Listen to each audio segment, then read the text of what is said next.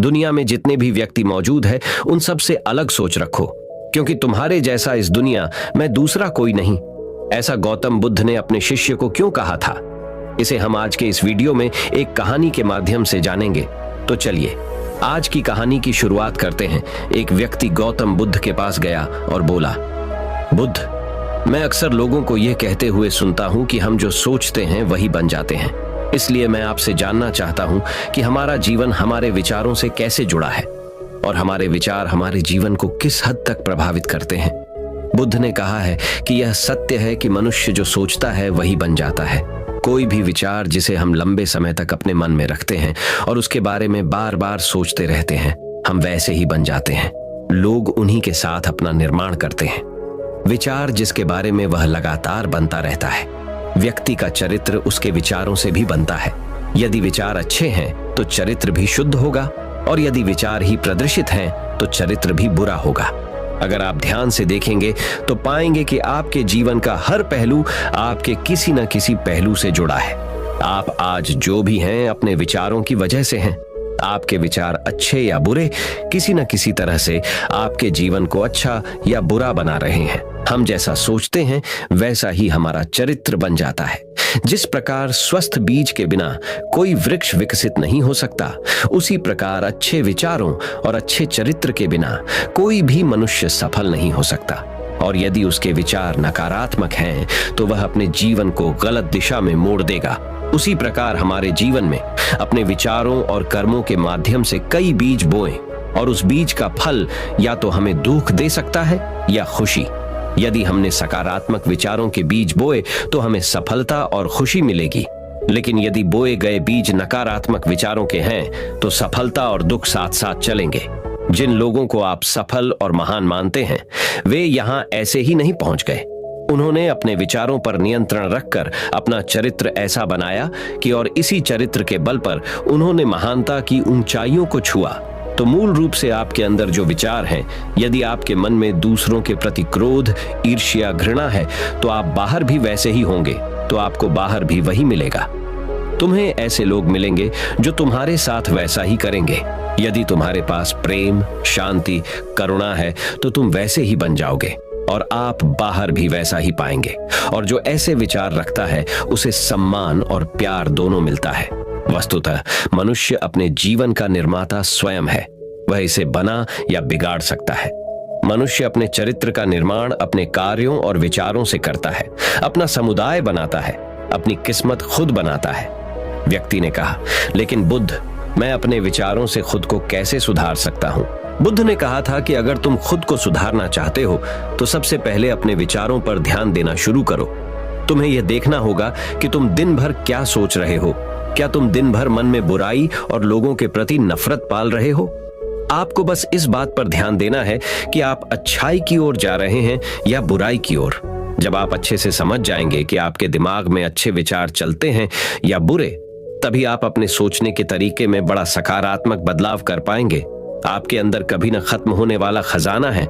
आप नहीं जानते कि आप क्या कर सकते हैं, आप किस तरह की अद्भुत शक्तियां प्राप्त कर सकते हैं। आपने महान योद्धाओं और महान लोगों के बारे में तो सुना ही होगा। यदि आपको उनकी शक्तियों पर विश्वास नहीं है, आपको बस यह मानना होगा कि आग के बिना धुआं नहीं होता। जरूर उनमें कुछ तो बात होगी जिसकी वजह से उनके बारे में इतना कुछ लिखा और कहा गया है। तो वे कौन लोग थे जो दुनिया में महान योद्धा और आदर्श के रूप में पूजे जाते थे? अगर हम थोड़ा और गहराई से सोचें तो ये वे लोग थे जिन्होंने अपने भीतर के अटूट रखे खजाने को पहचाना। वे लोग अभ्यास करते रहे और सभी की भलाई करने वाले लोगों की मदद करके खुद को बेहतर बनाते रहे, और वे दुनिया में महान और अमर हो गए। और अगर आप भी ऐसा ही करना चाहते हैं तो सबसे पहले आपको अपने विचारों पर ध्यान देना होगा। बुद्ध ने आगे कहा, एक मानव मन बगीचे से तुलना की जा सकती है। जैसे बगीचे को साफ और सुंदर रखना, समय समय पर उसमें उगने वाले खरपतवार को हटाना पड़ता है, रोज पानी देना पड़ता है, पौधे की देखभाल करनी पड़ती है। उसी तरह हमें अपने मन को भी सुंदर और सकारात्मक बनाए रखने के लिए उसका ख्याल रखना होगा। इसमें से लगातार नकारात्मक विचारों को हटाकर सकारात्मक विचारों को जगह देनी होगी। इसके लिए हमें डर, चिंता, नफरत और ईर्ष्या जैसी भावनाओं से खुद को दूर रखना होगा। और इसके लिए आपको अपने अंदर चल रहे विचारों पर लगातार ध्यान देना होगा। किसी भी व्यक्ति के अंदर उठने वाले विचार और उसका चरित्र अधिकतर उसके आसपास के वातावरण और परिस्थितियों पर निर्भर करते हैं। लेकिन इसका मतलब यह नहीं है कि किसी व्यक्ति की परिस्थिति खराब है, अतः उसके विचार सदैव खराब रहेंगे। वह उन पर ध्यान देकर अपने विचारों को बदल सकता है, और जैसे ही उस व्यक्ति के विचार बदल जाते हैं तो उसका चरित्र और उसके काम करने का तरीका अपने आप बदल जाता है। ये सभी चीजें धीरे धीरे सीखनी होती हैं। विचारों के काम करने के तरीके को समझना होगा। आपको सबसे पहले यह स्वीकार करना होगा कि जो काम सामने वाला कर सकता है वह आप भी कर सकते हैं। आपको बस इसका बार बार अभ्यास करने की जरूरत है, नई चीजें सीखने की जरूरत है। जैसे जैसे आपका मन बदलेगा, आपकी परिस्थितियां भी बदल जाएंगी। आप जो भी विचार बीज रूप में अपने मन में डालते जाएंगे, यह धीरे धीरे आपके चरित्र और आपके कार्यों में दिखना शुरू हो जाएगा। और एक बार वह विचार आपके अंदर जड़ें जमा लेगा तो आपको सफल होने से कोई नहीं रोक सकेगा। लेकिन अगर वह बीज या विचार नकारात्मक है तो आपको भी असफलता से कोई नहीं बचा सकता। इसीलिए अपने विचारों के प्रति बहुत जागरूक रहने की जरूरत है। आप अपने अंदर किस तरह के विचार ला रहे हैं। एक बात हमेशा याद रखना, हमें वह नहीं मिलता जो हम चाहते हैं, बल्कि हमें वह मिलता है जो हम हैं, और हम अपने विचार हैं। इसलिए इच्छा करना और उस इच्छा के बारे में अच्छा सोचते रहना और उसे पूरा करने का प्रयास करना दो बिल्कुल अलग चीजें हैं। क्योंकि इच्छा तो हर कोई करता है, लेकिन उस इच्छा के बारे में लगातार सकारात्मक सोचना और उसे पाने के लिए कड़ी मेहनत करना, बहुत ही कम लोग ऐसा कर पाते हैं। इसलिए अगर आप अपनी परिस्थितियों को बदलना चाहते हैं तो सबसे पहले आपको खुद को बदलना होगा। लेकिन ज्यादातर लोग अपनी परिस्थितियों को तो बदलना चाहते हैं, लेकिन अपने सोचने और काम करने के तरीके को नहीं बदलना चाहते। और अगर लोग ऐसे ही रहेंगे तो उनके हालात कभी नहीं बदलेंगे। उस व्यक्ति ने कहा कि एम महे बुद्ध, हमारे विचारों का हमारे शरीर पर क्या प्रभाव पड़ता है। बुद्ध ने कहा था कि हमारा शरीर हमारे दिमाग का गुलाम है। हम जो भी सोचते हैं उसका पहला प्रभाव हमारे शरीर पर ही पड़ता है। आपने देखा होगा कि जो लोग बहुत अधिक चिंता करते हैं और डरते हैं वे जल्दी बीमार पड़ जाते हैं। साथ ही जो लोग दूसरों से ईर्ष्या करते हैं और हमेशा नकारात्मक सोचते हैं, वे भी बहुत जल्द मानसिक और शारीरिक बीमारी का शिकार हो जाते हैं। और अगर आप ऐसा सोचते हैं तो आपके साथ भी ऐसा ही होगा। इसके विपरीत जो लोग हमेशा खुश रहते हैं वे दूसरों के बारे में अच्छा सोचते हैं, हमेशा स्वस्थ रहने के बारे में सोचते रहते हैं, तो उनकी ऊर्जा एक समान हो जाती है और इस ऊर्जा का सकारात्मक प्रभाव सबसे पहले उनके शरीर पर पड़ता है। क्योंकि जिस व्यक्ति का मन शांत होता है उस व्यक्ति के शरीर की आधी बीमारी अपने आप ही खत्म हो जाती है। हम स्वस्थ रहेंगे या बीमार, ये हमारे आसपास के माहौल और परिस्थितियों के अलावा हमारी सोच पर भी निर्भर करता है। एक कमजोर और बीमार विचार हमारे शरीर को भी कमजोर और बीमार बना देता है। आपने अपने आसपास देखा होगा कि जो लोग बीमार होने से सबसे ज्यादा डरते हैं, जो सबसे ज्यादा बीमार पड़ते हैं, इस डर ने लाखों लोगों की जान ले ली है। इसके विपरीत जो लोग अपने शरीर के बारे में अच्छा सोचते हैं वे स्वस्थ और मजबूत महसूस करते हैं, और जिनके विचार शुद्ध होते हैं उनका शरीर स्वस्थ और मजबूत हो जाता है। वैसा ही हमारा शरीर सिर्फ एक उपकरण है और हमारा मस्तिष्क इस उपकरण को नियंत्रित कर रहा है। जैसे अच्छा भोजन हमारे शरीर के लिए जरूरी है, उसी तरह अच्छी सोच यह हमारे शरीर के लिए महत्वपूर्ण है। जैसे ही आपके विचार शुद्ध हो जाएंगे, इसका सबसे पहला असर आपके शरीर पर दिखाई देगा। एक शुद्ध और सकारात्मक दिमाग आपको कभी भी खराब खाना खाने नहीं देगा। इसलिए सबसे पहले अपने दिमाग को सुरक्षित रखें, फिर यही दिमाग आपके शरीर को हर बीमारी से बचाएगा। यदि कोई बीमार और कमजोर व्यक्ति अपने शरीर को पूरी तरह से स्वस्थ बनाना चाहता है तो उसे सबसे पहले अपने शरीर को ठीक करना चाहिए। विचार और उसका मन, उसे प्रकृति के संपर्क में रहना चाहिए, उसे सूरज की रोशनी में रहना चाहिए और एक सेकंड के लिए भी अपने शरीर के बारे में नकारात्मक नहीं सोचना चाहिए। वह जैसा स्वास्थ्य चाहता है वैसा ही उसे महसूस करना चाहिए और इसमें पूरा विश्वास है कि वह वैसा बन सकता है। उस व्यक्ति ने कहा, बुद्ध, अब आप मुझे कृपया बताएं कि हमारे विचार हमारे लक्ष्य को कैसे प्रभावित करते हैं। बुद्ध ने बताया कि जब तक आपका लक्ष्य आपके विचारों के अनुरूप नहीं होगा तब तक आपको सफलता नहीं मिल सकती है। कहने का मतलब यह है कि आप हर दिन एक नई चीज सोच सकते हैं जो मैं आज चाहता हूं। ये बनना, कल मैं वह बनना चाहता हूं या बाद में कुछ और। लेकिन जब तक आप अपने लिए कोई लक्ष्य निर्धारित नहीं करते, तब तक आप कोई भी बड़ा काम नहीं कर सकते। क्योंकि नियम ये है कि जो काम हम बार बार करते हैं, उसी काम में हम आश्चर्यजनक सफलता हासिल कर सकते हैं। अगर आप हर दिन अपना लक्ष्य बदलते रहते हैं, तो आप कहीं नहीं जा रहे हैं। इसलिए आपके जीवन में एक निश्चित लक्ष्य होना चाहिए और आपको अपनी पूरी मेहनत और लगन से उस लक्ष्य को पूरा करने का प्रयास भी करना चाहिए।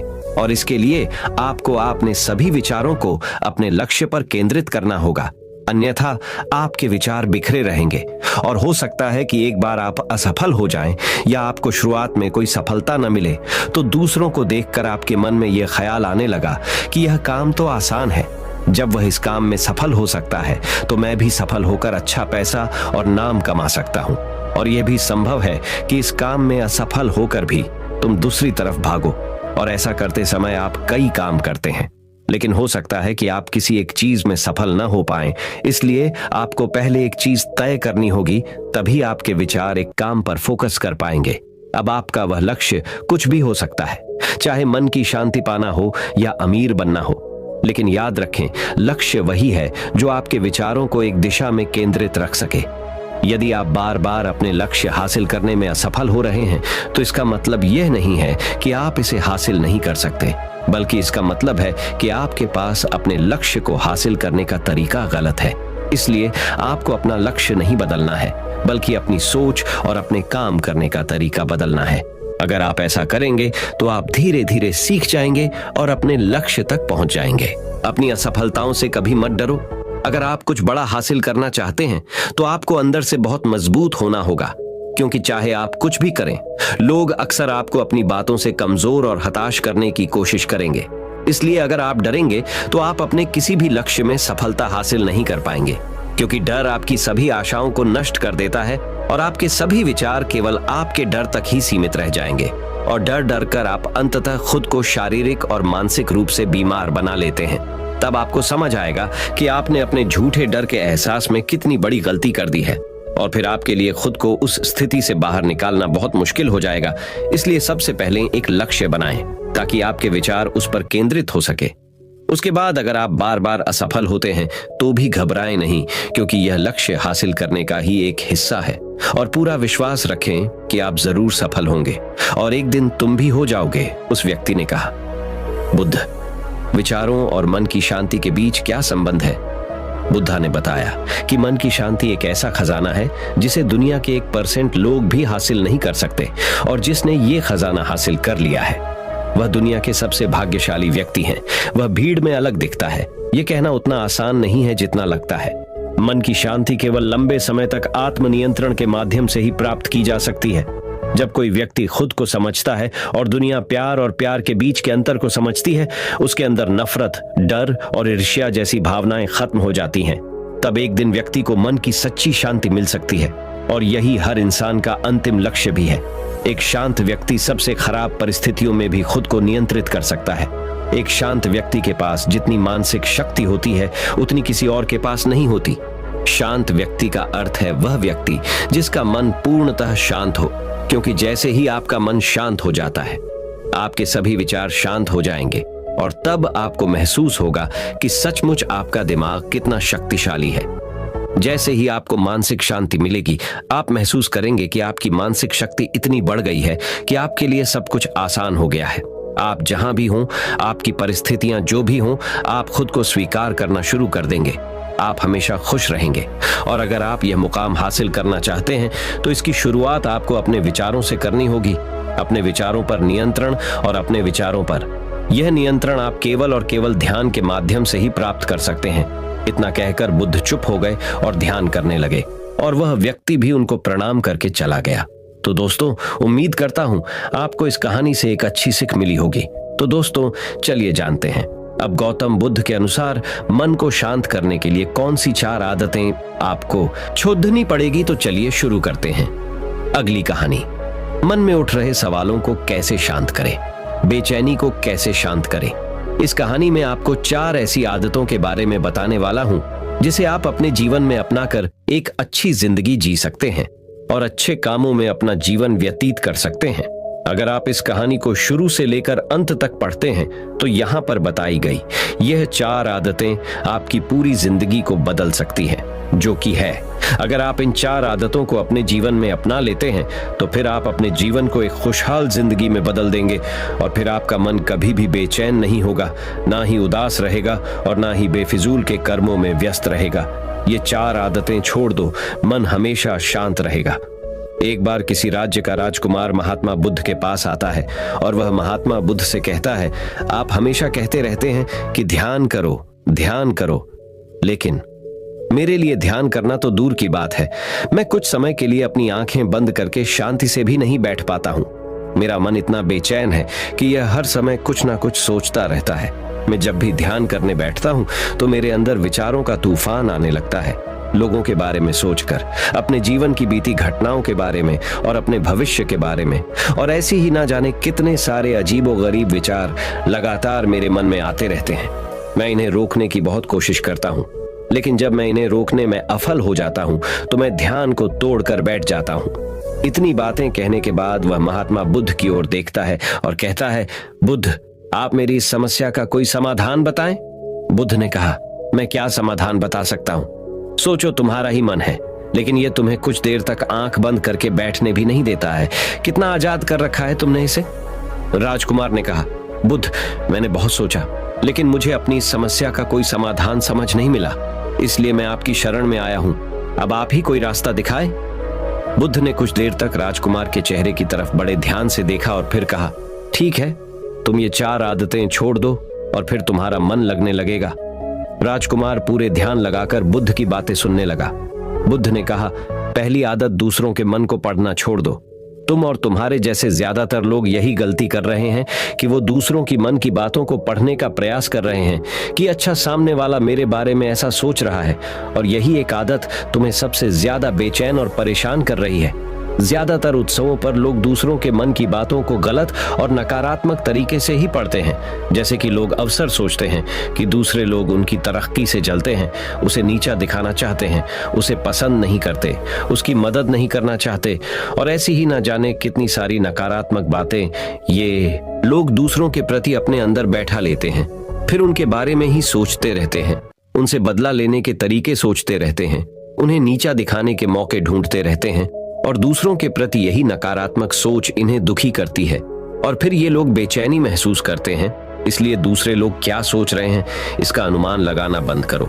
दूसरे लोगों के विचारों को पढ़ने की कोशिश करना बंद करो। अगर पढ़ना ही है तो खुद के विचारों को पढ़ना शुरू करो कि तुम्हारे अंदर क्या चल रहा है। कहीं तुम नकारात्मक सोच, शिकायत या बुराई करने जैसी आदतों के शिकार तो नहीं हो रहे हो? बुद्ध ने कहा, दूसरी आदत ये सोचना कि असफल हो गए हो तो लोग हंसेंगे। हंसने दो। लोगों को असफलता पर हंसना तो लोगों का धर्म है, क्योंकि अगर तुम सफल हो जाते तो यही तो वो लोग हैं जो तुम्हारी तारीफ करते, तुम्हें सम्मान देते, तुम पर गर्व करते। अगर तुम अपनी सफल होने पर दूसरों से तारीफ की उम्मीद करते हो तो अपनी असफलता पर उनके हंसने से तुम्हें दुखी नहीं होना चाहिए। और समस्या ही यही है कि हम इंसान असफलता को बुरा मानते हैं, जबकि असफल होना सफल होने से भी ज्यादा जरूरी है, क्योंकि बिना असफल हुए सफल इंसान के अंदर घमंड और दूसरों को खुद से छोटा समझने की भावना पैदा करती है, जबकि असफलता हमें विनम्र रहना, धैर्य रखना और लगातार प्रयास करना सिखाती है।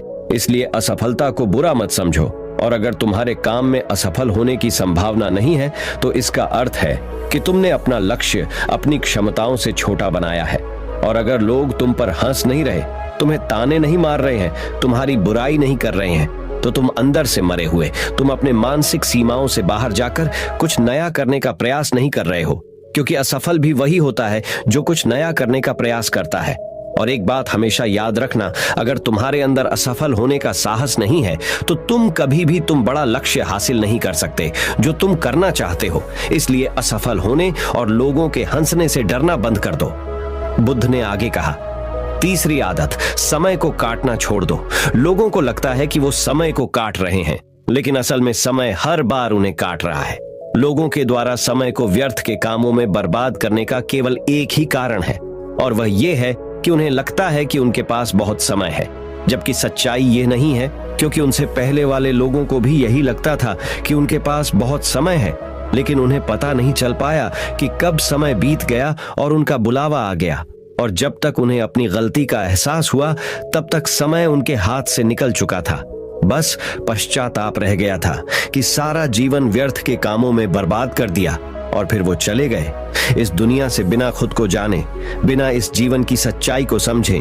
इसलिए जब तक यह जीवन है इसे अच्छे कामों में लगाओ, खुद को जानने में, दूसरों की मदद करने में, लोगों को सही राह दिखाने में, मानवता के कल्याण में। और दूसरी बात, समय को बर्बाद करने से आज तक किसी को खुशी नहीं मिली है। हालांकि समय काटने से तुम्हें क्षणिक खुशी तो महसूस हो सकती है, लेकिन जब तुम्हें होश आता है और तुम देखते हो कि कितना सारा समय बर्बाद किया जा चुका है, तब तुम्हें खुद पर क्रोध आता है और तुम पश्चाताप के भाव से भर जाते हो। और फिर यही पश्चाताप का भाव तुम्हारे अंदर तनाव पैदा करता है और तुम बेचैन हो जाते हो और लगातार अपनी उस गलती के बारे में सोचते रहते हो। फिर तुम्हारा किसी भी काम में मन नहीं लगता और तुम उदास रहने लगते हो। और यह चक्र लगातार चलता रहता है, जिसकी शुरुआत हुई थी समय को काटने से। इसलिए समय को काटना बंद करो और वो करना शुरू करो जो जरूरी है। बुद्ध ने कहा, चौथी आदत ये सोचना छोड़ दो कि मुझसे बड़े बड़े लोग नहीं कर पाए तो मैं कैसे कर पाऊंगा। असल में दूसरों से खुद की किसी भी चीज में तुलना करना ही व्यर्थ है। सबकी परिस्थितियां अलग हैं, सबकी सोच अलग है। और क्या हुआ, अगर दूसरे नहीं कर पाए तो हो सकता है कि तुम ही कर जाओ, क्योंकि अक्सर वही लोग इतिहास रचते हैं जिनसे ज्यादा उम्मीद नहीं होती। और फिर हो सकता है कि जिसे तुम बड़ा समझ रहे थे, जिसके लिए तुम सोच रहे थे कि उसने बहुत मेहनत की है, बहुत प्रयास किया है, उसने कभी उतना प्रयास किया ही ना हो, केवल मेहनत करने का दिखावा किया हो। क्योंकि ज्यादातर लोग कभी उतनी मेहनत करते ही नहीं हैं जितनी उन्हें अपने लक्ष्य प्राप्ति के लिए करनी चाहिए, और दूसरे लोगों के सामने यह दिखाने का प्रयास करते रहते हैं